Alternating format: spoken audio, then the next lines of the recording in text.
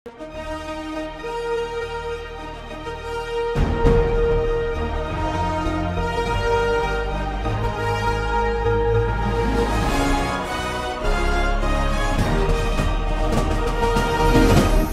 பார்த்து கொண்டிருப்பது உங்கள் ஜாஷ்வா டிவி.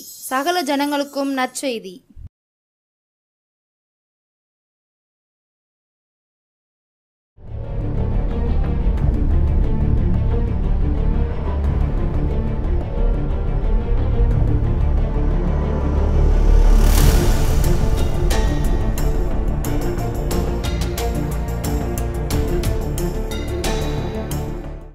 கர்த்தருடைய பரிசுத்த நாமத்துக்கு ஸ்தோத்திரம் உண்டாவதாக. இந்த நாளிலும் உங்கள் யாவருக்கும் என்னுடைய வாழ்த்துதலையும் வணக்கத்தையும் தெரிவித்துக் கொள்கிறேன். செய்திக்கு முன்பதாக தலைகளை தாழ்த்தி ஜெபம் பண்ணுவோம். எனக்காய் ஜீவன் விட்டவரே, என்னோடிருக்க எழுந்தவரே, என்னை என்றும் வழி நடத்துவாரே, என்னை சந்திக்க வந்திடுவாரே, என்னை என்றும் வழி நடத்துவாரே, என்னை சந்திக்க வந்திடுவாரே. ஏசு போதுமே போதுமே, ஏசு போதுமே போதுமே, எல்லா நாளில் நன்றி ஏசப்பா. நன்றியோடு துதிக்கிறோம், ஸ்தோத்தரிக்கிறோப்பா. இந்த நாளிலும் கூட தகப்பனே தியானிக்கிற தியானம் எங்களுடைய சமூகத்தில் பிரீதியாக இருப்பதாக என்று ஜெபிக்கிறோம். அடியாளை மறைத்து நீங்கள் வெளிப்படுங்க. இயேசுவின் நாமத்தினாலே பிதாவே, ஆமேன். இந்த நாளிலும் நாம் தியானிக்கும்படி தெரிந்து கொண்ட வேத வசனம் மத்தேயு எழுதின சுவிசேஷம் 6வது அதிகாரம் 13வது வசனத்தின் முந்திய பகுதியை நம்ம வாசிக்க போகிறோம், தியானிக்க போகிறோம். மத்தேயு 6:13. எங்களை சோதனைக்கு உட்பட பண்ணாமல் தீமை நின்று எங்களை ரட்சித்து கொள்ளும். எங்களை சோதனைக்கு உட்பட பண்ணாமல் தீமை நின்று எங்களை ரட்சித்து கொள்ளும். நம்ம ஒவ்வொரு நாளும் கர்த்தருடைய ஜெபத்தை சொல்லும்போது நம்ம ஆண்டவருடைய சமூகத்தில், ஆண்டவரே நாங்கள் சோதனைக்கு உட்படக்கூடாது ஏசப்பா, இந்த நாளில் சோதனைக்கு எங்களை விலக்கி காத்துக்கொள்ளுங்க, சோதனைக்கு நாங்கள் உட்படாதபடிக்கு தீமைக்கு எங்களை விலக்கி காத்துக்கொள்ளுங்க அப்படின்னு சொல்லி. ஸோ வேதவசனம் எபிரேயர் 12 அதிகாரம் 1 வசனம் சொல்லுது, பாரமான யாவற்றையும் நம்மை நெருங்கி நிற்கிற பாவத்தையும் தள்ளிவிட்டு அப்படின்னு சொல்லி. அப்போ ஒவ்வொரு நிமிஷமும் சோதனையானது, சோதனைக்காரன் நம்மை நெருங்கி நிற்கிறான். இந்த உலகத்தில் எப்போ எந்த சூழ்நிலையில் எந்த இடத்துல சோதனை நமக்கு வரும்னு சொல்ல முடியாது.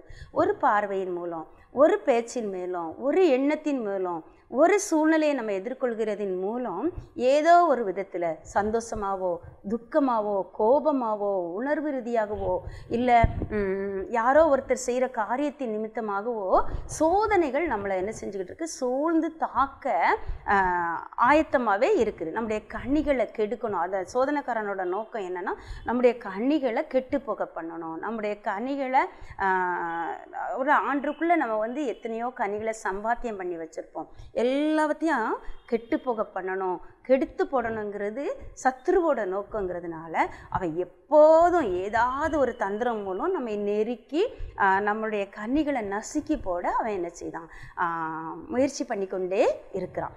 அதனால தான் ஆண்டவர் நமக்கு இந்த ஜெபத்தை சொல்லி தந்தார். ஒருவேளை கடந்த வாரத்தில் நாம் பார்த்தோம், எங்கள் கடனாளிகளுக்கு நாங்கள் மன்னிக்கிறது போல எங்கள் கடன்களை எங்களுக்கு மன்னியும் சொல்லி தந்தார்.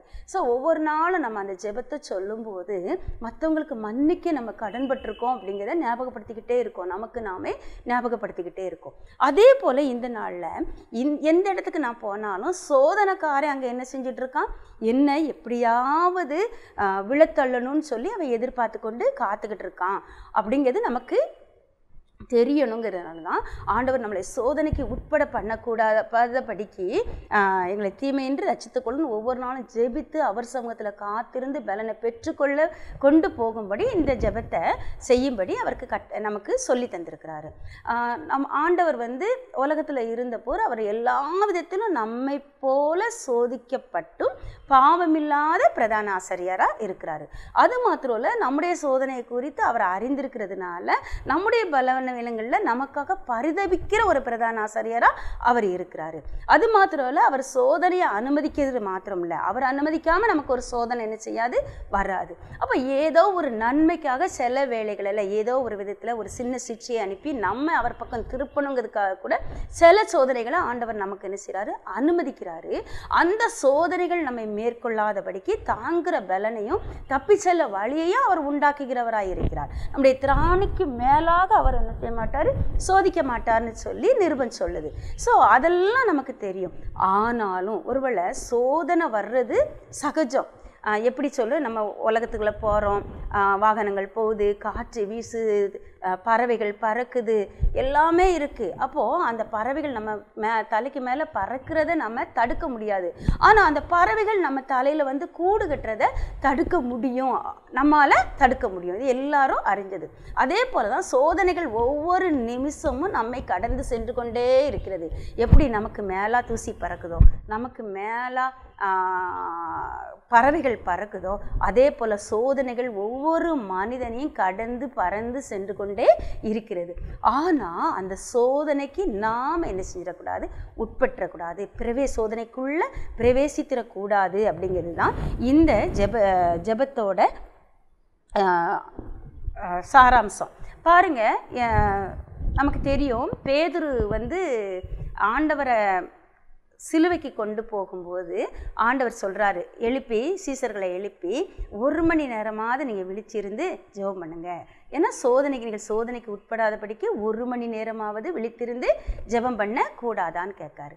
ஆனாலும் அந்த இடத்துல சோர்வின் நிமித்தம், பயத்தின் நிமித்தம் நித்திரை மயக்கம் அடைந்து சீசர்கள் என்ன செஞ்சிட்டாங்க, தூங்கிட்டாங்க. பிரச்சனை வரும்போது எல்லாரும் ஓடி போயிட்டாங்க. பேதுரு என்ன செஞ்சார், மறுதளிக்கவும் செஞ்சார். ஸோ இதெல்லாம் நமக்கு தெரியும். அதே போல் நம்முடைய வாழ்க்கையிலும் பிரச்சனைகள் ஒவ்வொரு நாளும் நம்ம எதிர்கொள்ள வேண்டிய எத்தனையோ பிரச்சனைகள், போராட்டங்கள் உண்டு. அவை எல்லாவற்றிலையும் நம்ம ஜெயம் எடுத்தவங்களா நம்ம வாழணுங்கிறது தான் நம்மை குறித்த தேவனுடைய விருப்பம். ஸோ நம்ம சோதனைக்கு உட்படாமல் என்ன செய்யணும், ஜீவிக்கணும்னா 1 மணி நேரமாவது தேவனுடைய சமூகத்தில் நம்ம காத்திருக்க பழகணும். அப்படி காத்திருக்கும் போது நம்ம ஆண்டவரோடு கூட உறவாடிக்கிட்டே இருப்போம். அவர் நம்மோடு கூட பேசுவார், நாம் அவரோடு கூட பேசுவோம். வேத புத்தகத்தை கையில் வச்சு தியானித்து வார்த்தைகளை கொண்டு ஆண்டவரோடு நம்ம பேச பழகும்போது வார்த்தையோட வெளிச்சம் நமக்கு கிடைக்கும்.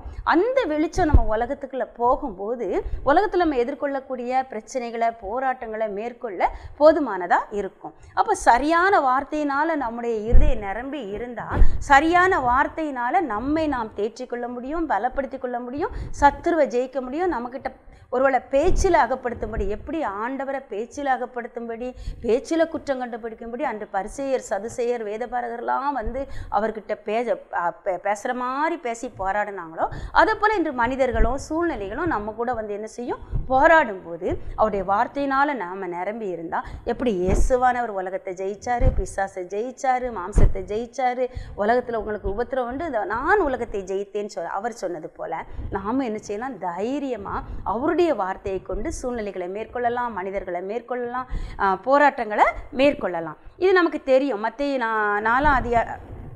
4வது அதிகாரத்தில் ஆண்டவரைய ஆவியானவராலேயே என்ன செஞ்சார், வனாந்திரத்துக்கு கொண்டு போகப்பட்டார். அங்கே சோதனைக்காரன் வந்து அவரை 3 விதமாக சோதிக்கிறத பார்த்தோம். ஸோ நமக்கு வருகிற எல்லா சோதனைகளுமே இந்த 3 விதமான போராட்டங்களுக்கு உட்பட்டதாக தான் மேக்சிமம் இருக்கும். எப்படி முதலாவது அவருக்கு ஒரு சோதனை வந்துச்சு அப்படின்னு சொன்னால், அவர் சரீரத்தில் ஒரு பசி வந்துச்சு.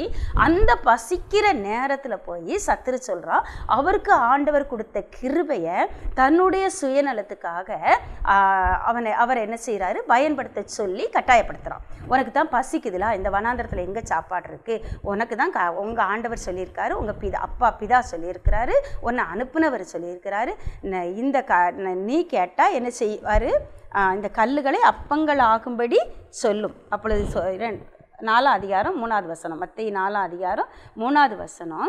அப்பொழுது சோதனைக்காரன் அவரிடத்தில் வந்து, நீர் தேவனுடைய குமாரனே ஆனால் இந்த கல்லுகள் அப்பங்கள் ஆகும்படி சொல்லும். அப்போ நீ தேவனுடைய பிள்ளை தானே, நீர் சொன்னால் ஆகும், நீர் கட்டளையிட நிற்கும், அப்படி தானே, ஆண்டவர் உங்கள் மேலே வந்து தங்கி இருக்கிறார் தானே, பரிசுத்த ஆவியானவர் சகல சம்பூரணத்தோடும், நீ அதெல்லாம் விசுவாசிக்கிறது தானே, அப்போ இந்த கல் அப்பங்கள் ஆகும்படி சொல்லும், உனக்கு தான் இப்போ பசிக்குதுலா அப்படின்னு சொல்லி. ஆனால் தேவனுக்குத்தான் கீழ்ப்படியணுமே ஒழிய பிசாசு பிசாசு கீழ்ப்படியணுங்கிறது ஒரு தேவனுடைய பிள்ளைக்கு கட்டாயம் கிடையாது. அவர் அப்பங்கள் ஆகும்படி சொல்லணும்னா அது அப்பங்கள் ஆகும், அது அவருக்கு தெரியும். இதை நிரூபிக்கணுங்கிற அவசியம் யாருக்கிட்டையும் இல்லை. சத்துருக்கிட்ட நம்ம நிரூபிக்கணும், நம்மளை சோதிக்கிறவங்க கிட்ட நம்ம நிரூபிக்கணுங்கிற அவசியம் ஒரு தேவ பிள்ளைக்கு இல்லைங்கிறத ஆண்டவர் இந்த இடத்துல கற்றுத்தந்தார்.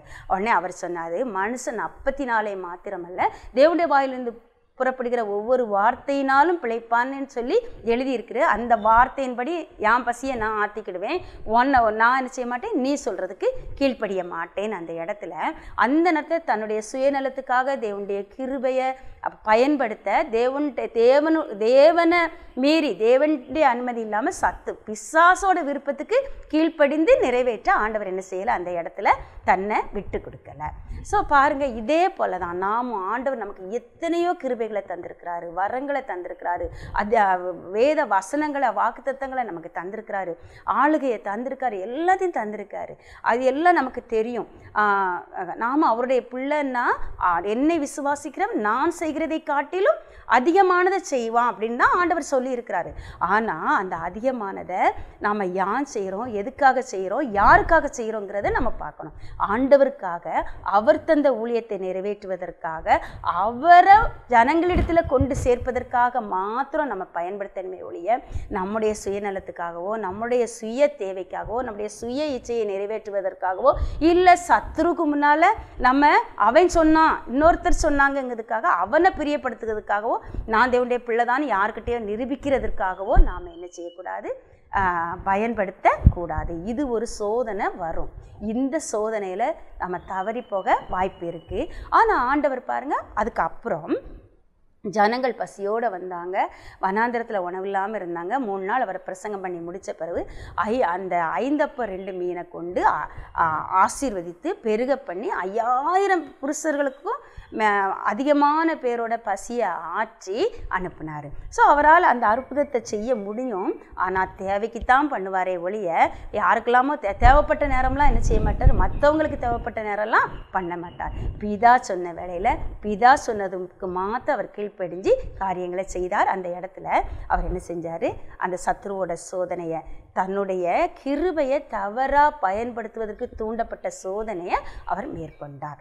2வது பாருங்க, அதே அதிகாரத்தில் பிசாசு என்ன செய்கிறான், பரிசுத்த நகரத்திற்கு கொண்டு போய் தேவாலயத்து உப்பகரேகையின் மேல் கொண்டு அவரை நிறுத்தி. அப்படின்னா என்ன அர்த்தம்னா, அவரை உயர்ந்த இடத்துக்கு, ஆலயத்தில் ஊழியத்தில் உயர்ந்த இடத்துல கொண்டு நிப்பாட்டின மாதிரி காட்டி அங்கே சென்று நீ குதியும், நீ தான் தேவனுடைய பிள்ளை தானே, நீர் இங்கேருந்து குதிச்சியர்னா தேவதூதர்கள் உன்னை தாங்கிக் கொள்வார்கள். எல்லாரும் எருசலேம் நகரத்தில் எவ்வளவோ ஜனங்கள் கூடி வந்திருப்பாங்க தேவாலயத்தை, அவங்க எல்லாரும் என்ன செய்வாங்க, உண்மை பெரிய ஆளாக பார்ப்பாங்க அப்படிங்கிற எண்ணத்தை கொடுத்தா. நீ தேவனுடைய பிள்ளைங்கிறத நிரூபிக்கிறதுக்கு இதுதான் சரியான நேரம், எல்லாரும் முன்னாலே உன்னை தேவனுடைய குமாரன் நீ நிரூபிச்சிடலாம், இந்த உப்பருகையிலிருந்து கீழே குதியும் சொல்லி ஒரு கட்டளையை கொடுக்குறான் அவங்ககிட்ட.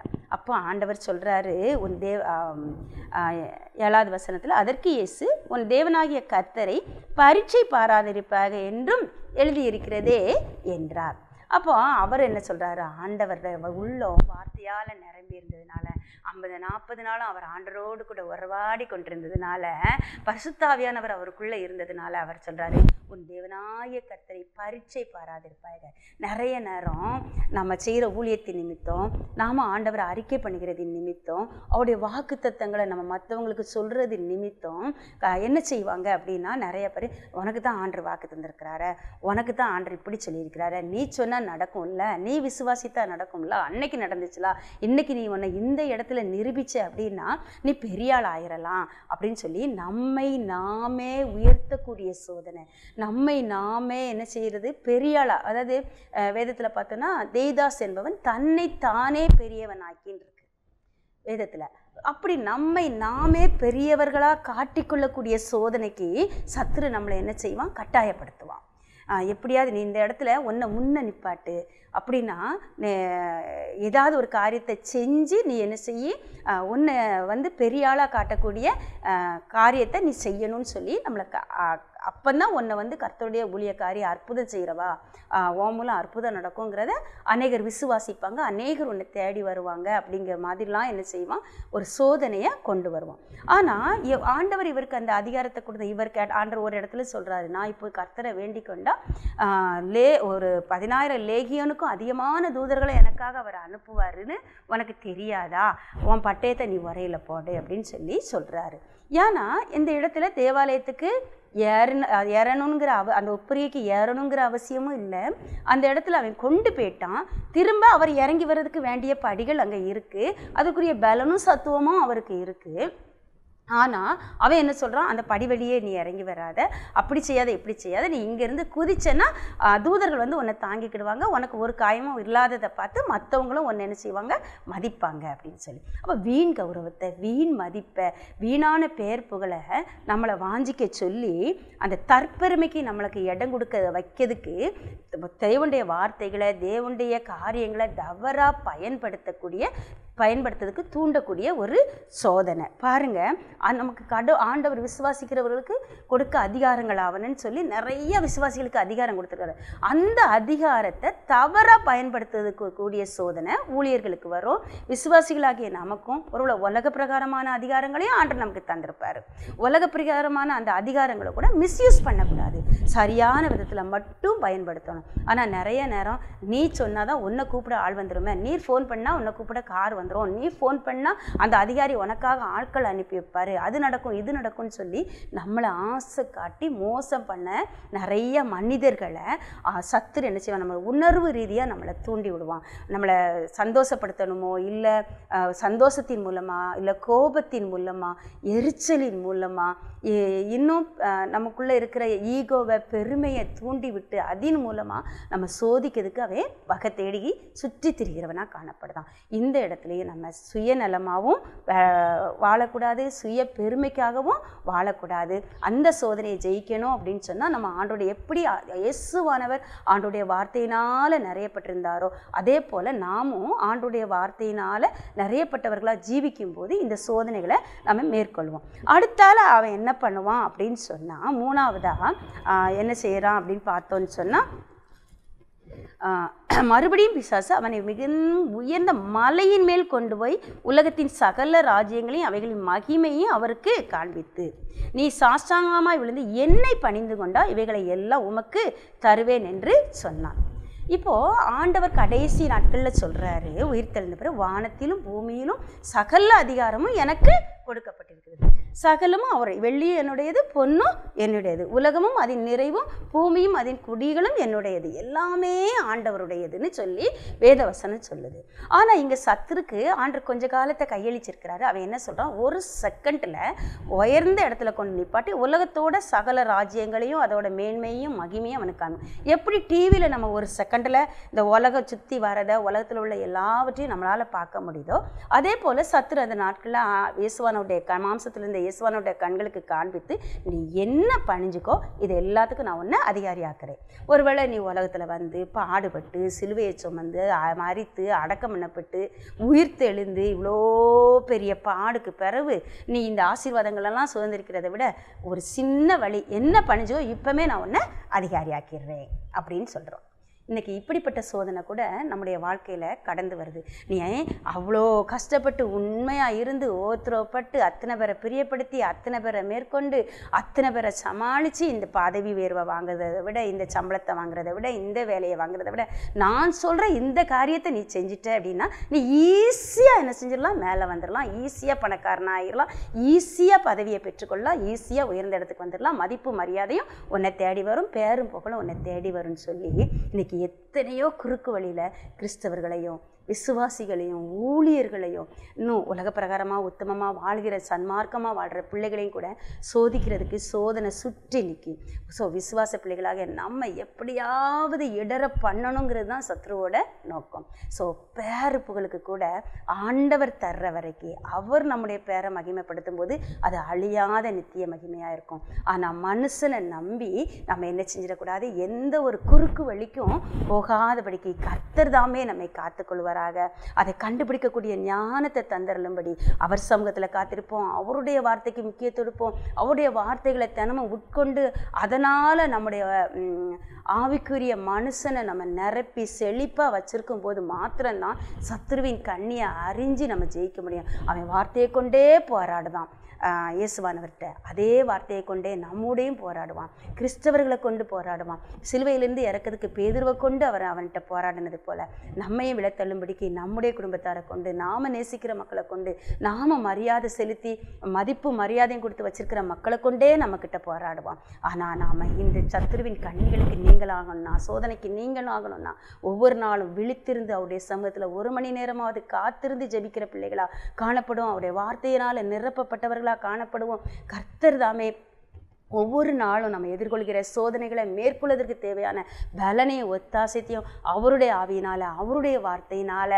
அவருடைய கிருபைகளினால் நமக்கு தந்து வழி நடத்துவாராக. கர்த்தர் தாமே இந்த வார்த்தைகளை ஆசீர்வதிப்பாராக. நம்ம எப்பவும் கூட அவருடைய எந்த சூழ்நிலையும் தேவனுடைய கிருபையை தவறாக பயன்படுத்தாதிருப்போம். அவருடைய வல்லமையை தவறாக பயன்படுத்தாமல் இருப்போம். அவருடைய வார்த்தைகளை, வாக்குத்தத்தங்களை தவறாக பயன்படுத்தாமல் எந்த சூழ்நிலையிலும் நம்மை மகிமைப்படுத்த இடம் கொடுக்காமல் நம்ம இருக்க நம்ம கவனமாக இருப்போம். அதற்காக நம்ம செய்ய வேண்டிய ஒரு காரியம் என்னன்னா, அவருடைய வார்த்தையை கேட்டு அதை காத்து கொள்ளணும். ஒவ்வொரு நாளும் தினமும் ஆண்டுடைய சமூகத்தில் காத்திருந்து, ஆண்டவரே எங்களை சோதனைக்கு உட்பட பண்ணாமல் தீமைன்று ரட்சித்துக்கொள்ளும் ஜெபிக்கிறதுக்கு முன்னாடி ஆண்டுடைய வார்த்தையை வாங்கி அவருடைய நாமத்துக்குள்ளே நம்ம அடைக்கலமாக இருக்கும்போது நம்ம சோதனை நம்மக்கிட்ட வந்தாலும் அந்த வார்த்தை நமக்கு கோட்டையாக, அரணா, துர்கமாக இருந்து நம்ம காத்துக்கொள்ளும். நம்ம சோதனையை ஜெயிக்கிறவர்களாக காணப்படுவோமே ஒழிய சோதனைக்கு உட்படுகிறவர்களாக காணப்பட மாட்டோம். தீமையை சகிக்க ஆண்டவர் நமக்கு பலன் தருவார். தீமையை ஜெயிக்கவும் நமக்கு பலன் தருவார். அந்த ஒத்தாசையை பரத்திலிருந்து நம்ம பெற்றுக்கொள்வோம். பெற்றுக்கொண்டு ஒவ்வொரு நாளும் முன்னேற கர்த்தர் நமக்கு உதவி செய்கிறாரு. ஸோ ஒவ்வொரு நாளும் இந்த ஜெபத்தை நம்ம சொல்லுவோம். ஆண்டவர் நமக்காக அவர் சோதிக்கப்பட்டு பாடுபட்டிருக்கிறார். அவர் நம்மை சோதனைக்கு உட்படாதபடி காத்துக்கொள்வார். கர்த்தர் தாமே இந்த வார்த்தைகளை ஆசீர்வதிப்பாராக. தலைகளை தாழ்த்தி ஜெபம் பண்ணுவோம்.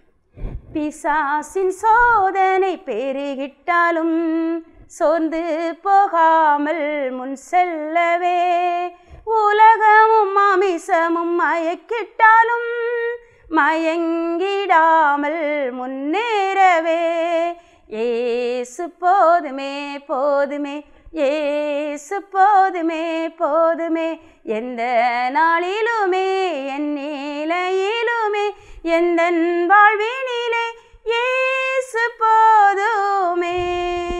நன்றி தகப்பனே, நீர் சோதனைக்காரனை ஜெயித்தது போல ஆண்டவரே, நீங்கள் எப்படி கண்களின் இச்சை, மாம்சத்தின் இச்சை, ஜீவனத்தின் பெருமையை ஜெயித்தீங்களோ அதே போல் நாங்களும் ஆண்டவரே எங்களை தேடி வருகிற கண்களின் இச்சையை, மாம்சத்தின் இச்சையை, ஜீவனத்தின் பெருமையை ஜெயிக்க எங்களுக்கு ஒவ்வொரு நாளும் அனுகூலமான ஆண்டவரே நீர் துணையாக இருப்பதற்காக உமக்கு நன்றி செலுத்துகிறோம். உங்களுடைய வார்த்தையை ஆண்டவரே வாசித்து உட்கொண்டு ஆண்டவரே அந்த வார்த்தையை ஆவியின் பட்டயமாய் ஆண்டவரை உபயோகித்து ஆண்டவரே ஒவ்வொரு நாளும் இந்த உலகத்தை ஜெயிக்க, பாடுகளை ஜெயிக்க, பிசாசு ஜெயிக்க கர்த்தர் எங்களுக்கு போதுமானவராக இருப்பீராக என்று ஜெபிக்கிறோம். இயேசுவின் நாமத்தினாலே பிதாவே, ஆமென்.